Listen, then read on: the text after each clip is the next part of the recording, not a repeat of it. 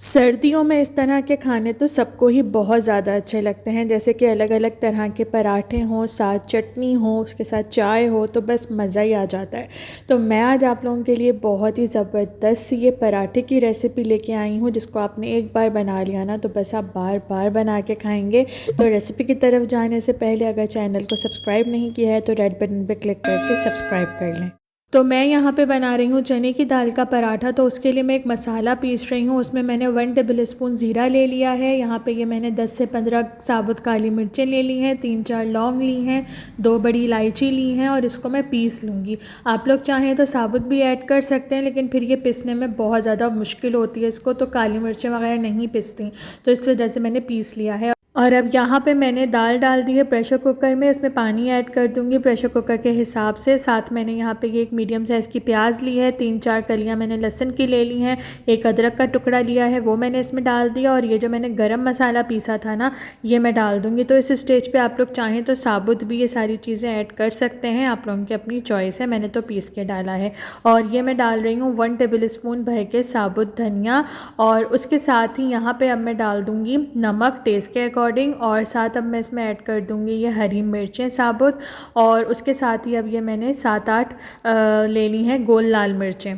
तो आप लोग अपने हिसाब से मिर्चें कम या ज़्यादा कर सकते हैं। तो अब इसे मैं उबलने के लिए रख दूंगी, और जितनी देर दाल बॉयल हो रही है, 2-3 सीटी में दाल अच्छे से हो जाती है डन, तो उतनी देर में यहाँ पे चटनी की तैयारी कर रही हूँ। तो मैंने ले लिया है 1 मुट्ठी भर के हरा धनिया, 1 मुट्ठी भर के पुदीना, 3-4 जवे मैंने लहसुन के लिए हैं, और ये मैंने ले ली हैं 10 से 15 गोल लाल मिर्चें, और 3-4 यहाँ पे मैं हरी मिर्चें इसमें डाल दूँगी इस तरह से 2-2 टुकड़ों में तोड़ के, और बहुत ही अच्छी चटनी बन के तैयार होती है। आप लोग इस रेसिपी से ज़रूर बनाइएगा। और अब मैं सॉल्ट ऐड कर रही हूँ टेस्ट के अकॉर्डिंग, और ये मैंने 2 टेबल स्पून इमली ली थी, उसे मैंने पानी में भिगो दिया था, और अब ये उसका पल्प है ये मैंने इसमें डाल दिया।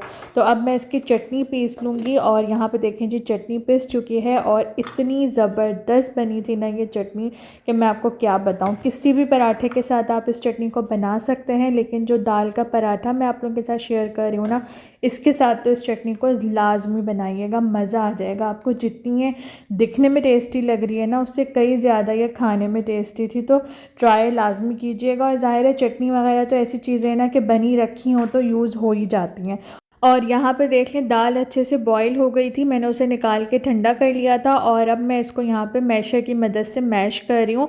तो अच्छे से मैंने इसको इसीलिए बॉईल किया क्योंकि मुझे इसका ये वाला टेक्सचर चाहिए था, जैसे कि हम कबाब वगैरह बनाते हैं ना, उस तरह का मुझे इसका टेक्सचर चाहिए था। कुछ लोग इसको भुरभुरा रखते हैं, लाइक पाउडर की तरह इसको पीस लेते हैं, लेकिन मुझे लग रहा था कि मैं उसको हैंडल नहीं कर पाऊँगी, तो इसीलिए मैंने इसको इस तरह से पीस लिया। और अब ये मैश भी हो गई है बहुत अच्छे से, देख लें इस तरह से इसका टेक्सचर हो गया, मुझे यही चाहिए था। तो चलें अब हम पराठे बना लेते हैं, क्योंकि दाल में तो अच्छे से सारे मसाले डाल के मैंने उसे बॉईल कर लिया था, और कुछ भी ऐड नहीं करना है दाल में।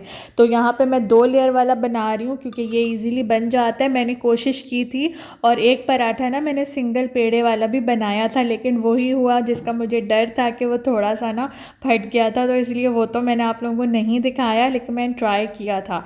तो इस पे ये कि मैं यूज़ टू हो गई हूँ, ईज़िली बन जाता है, तो इसीलिए मैं रिस्क नहीं लेती। वो वाला बनाने का लिया था तो वो फेल हो गई, मैं थोड़ा सा वो ऊपर से फट गया था। बना अच्छा, खाया तो वो मैंने ही, लेकिन थोड़ा सा ऐसे हो गया था। और यहाँ पे देख लें पराठा अच्छे से रेडी हो गया, तो अब मैं इसे सेक लूँगी। और इतने क्रिस्पी और इतने ज़बरदस्त पराठे बन के तैयार हुए थे ना कि मैं क्या ही बताऊँ आपको।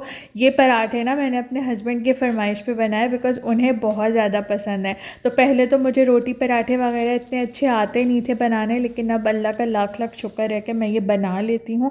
तो फिर मैंने फ़र्स्ट टाइम बनाए उनके लिए, मतलब पहली दफ़ा ही मैं ये पराठे बना रही थी। आज से पहले मैंने कभी ये दाल के पराठे नहीं बनाए थे, लेकिन इतने ज़्यादा टेस्टी बन के तैयार हुए ना कि मैं आपको क्या बताऊँ। मतलब उनको इतने पसंद आए मेरे हस्बैंड को कि वो हर निवाले पे तारीफ़ कर रहे थे। देख लें यहाँ पे अच्छे से मैंने इसको सेक लिया है, और अब यहाँ पे ना मैं ये दूसरा पराठा भी बना के रेडी कर लूँगी। और ऐसे खाने ना सर्दियों में बहुत ही ज़्यादा अच्छे लगते हैं। तो हम लोग तो ये डिनर कर रहे हैं, आप लोग चाहें तो ब्रेकफास्ट में भी ये पराठे बना सकते हैं। ये स्टफिंग जो है ना बच गई थी मेरे पास, तो मैंने नेक्स्ट डे भी पराठे बनाए थे इसके, बहुत ही ज़्यादा टेस्टी लग रहे थे। तो हम लोग तो इस टाइम डिनर में बना रहे हैं क्योंकि मेरे हस्बैंड का दिल चाह रहा था, तो इसीलिए फिर डिनर में ही मैं बना के दे रही हूँ उनको। और ये खाने ऐसे होते हैं कि गरम गरम खाने में मज़ा आता है। अगर आप इसको बना के रख लें और मतलब सारे बन जाएं फिर एक साथ बैठ के खाएं ना, तो फिर वो वाला मज़ा नहीं आता जैसे गरम गरम खाने का होता है ना।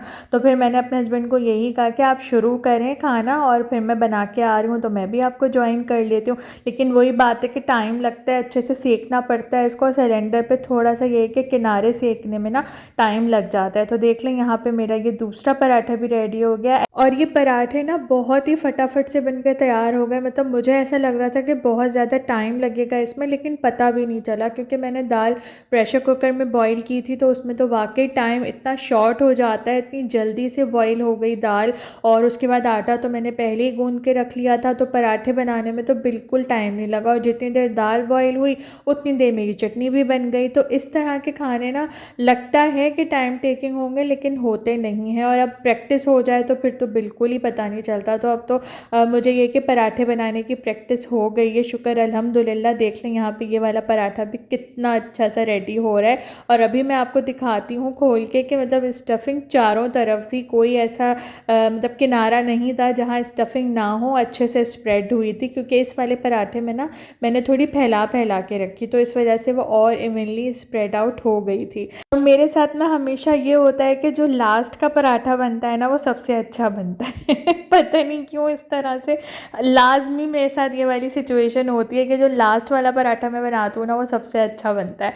तो देख लें यहाँ पे स्टफिंग कितने अच्छे से स्प्रेड हो गई, ये देखें चारों तरफ है ना, मतलब कोई ऐसा कोना नहीं है जहाँ स्टफिंग ना हो। और इतना मज़ा आ रहा था इसको खाने में। साथ यहाँ पे मैंने चाय भी बना ली थी और चाय के साथ तो मज़ा दोबाला हो जाता है और इतना अच्छा लग रहा था। मतलब विंटर्स में ना ये वाले खाने बहुत ही मज़े के लगते हैं, और ये पराठे हों साथ चटनी हो चाय हो तो फिर और क्या चाहिए तो मैंने बहुत इन्जॉय किया और मुझे ख़ुद यकीन नहीं आ रहा था कि ये मैंने बनाया है और फ़र्स्ट टाइम बनाया है। बिकॉज़ ये चीज़ें ना मुझे लगता था मैं कभी नहीं बना सकती, लेकिन बस प्रैक्टिस करनी होती है और फिर चीज़ बन ही जाती है, कोई इतना मुश्किल नहीं होता। और मैं तो कहती हूँ कुकिंग मुश्किल है ही नहीं, जस्ट आपको थोड़ा टाइम देना है हर चीज़ को प्रॉपर, और जो भी चीज़ आप बना रहे हैं ना उसके हिसाब से आपने स्पाइसेस को एडजस्ट करना होता है अपने टेस्ट के अकॉर्डिंग। क्योंकि रेसिपीज़ में तो आपको दिखा दिए जाते हैं इंग्रेडिएंट्स, लेकिन आपके घर में या आपको किस तरह का टेस्ट पसंद है वो आपको ख़ुद से एडजस्ट करना होता है, तो ही चीज़ मज़े की बन के तैयार होती है।